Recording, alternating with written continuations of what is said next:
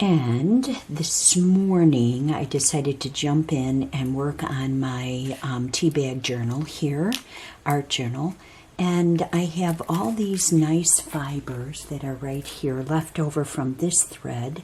I've been helping my mother-in-law with the quilts that she's been doing and tying them, the little squares that she's been sewing together. So I had all this scrap and I'm like, what should I do with that? So I decided to put it right here and kind of place it on there. And then I have these threads that went around from this side of sewing. And I'm going to try and take this thinner thread right here, this quilting thread, and kind of make, I don't know, just try to get it so that I can stay in this area a little bit. And I was sitting there thinking about, when working with an art journal, the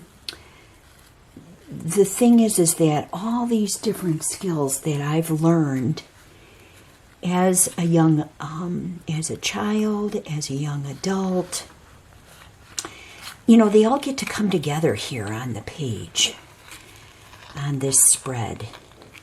And so now what I'm doing is I'm going to go around. It's not a, what'd you say, a dream catcher, where you go at, but I am catching these fibers within the strings here, and I'm going to have to kind of turn this around. I've got all these different bits, as you can see, around me. When I'm working in an art journal, it seems that I grab different things and what would work, and I place it on there and try to see what would be the best thing, and I never know. And I think that's the part of it that I really enjoy working in an art journal. We can try to have some kind of plan, give it a try, but I think what's nice about this is that we explore things and ideas in a way that we haven't before. Okay, that's just a knot there. And this is looking like, what is this? Let's bring it over here. I'm just trying to get it to stay, get all these little fibers to stay in one place without glue. And so I'm using this thinner threads, and I'm sewing this, and I'm catching those threads that I had before from the other page. So just trying to utilize them in the best way I can.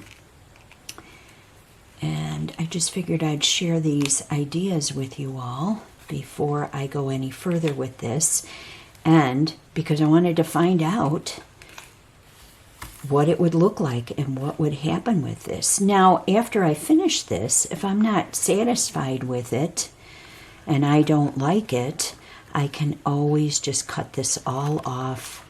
Nothing's been glued so far, and just let it go and try another idea.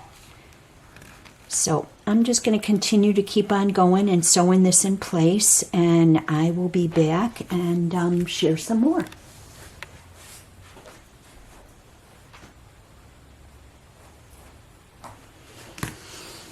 Okay, I have this all sewed in.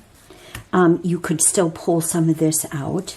And so I'm going to go with this. And the next thing I want to do is I'm going to take my thread and put it over there. And this is the tea bag I had before. And so what I'm going to do is I'm going to tear strips of this. When you have limits like this where it's like, okay, you have to use this. How can you use this?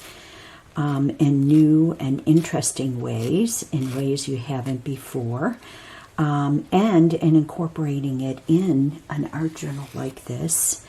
It pushes you to try new things and expand on your creativity. So I'm just going to continue to tear this so then I have these strips. One of the things I really like is the little pattern on the edge that's right there. I'm not sure if you can see that on the tea bags. It's like, oh my gosh, that repetitive line, that little, and it presses, against there, the seam. I don't know. It's kind of cool to look at. So I have all these little strips right here. You see all my other stuff around. And I'm going to open up my medium. Let that sit there. And now what I'm going to do is I'm going to put a little medium around the edge. And this tissue paper is so very delicate that I'm going to kind of place it and wrinkle it.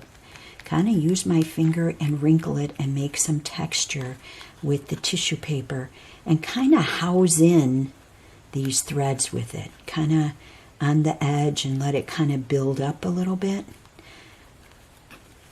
As you can see, going around. Now, once my fingers touch this, it's going to catch on and it could tear it because that tissue paper that is used for tea bags, like I said, is very delicate. So, being there.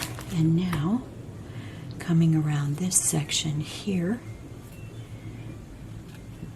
Okay, there, and a little bit more. It's a little thicker here. Push that in. So it's creating some texture instead of being flat and transparent. So that's something different. Oops, I don't want to put that one in there with the seam right away. We'll save that one there and just kind of go around. Putting the medium down first and then just kind of using the brush as my finger to work around here. And then these are one of those things where you got to kind of let it dry before you go on to the next section of it. So this circle that all started from the other page of thread now is become this, and I've explored this section with paint, scribing in, and now some sewing. Now see, look at, I'm going to pull that little piece out because it was just kind of sticking there. Okay, and I can put some more. I have a couple more pieces, or I have two of the edge. So I'd like to see how that would go in there. Maybe the edge at the top. I'm not sure. So I'm going to keep on going and doing this and go around a second time because it looks like it was two that went around. So then I can build up this kind of encompassing cover, but yet letting the inside be. So who knows what I'll put on the inside there. Maybe a couple of beads or something like that. Okay, come back later and let's check it out.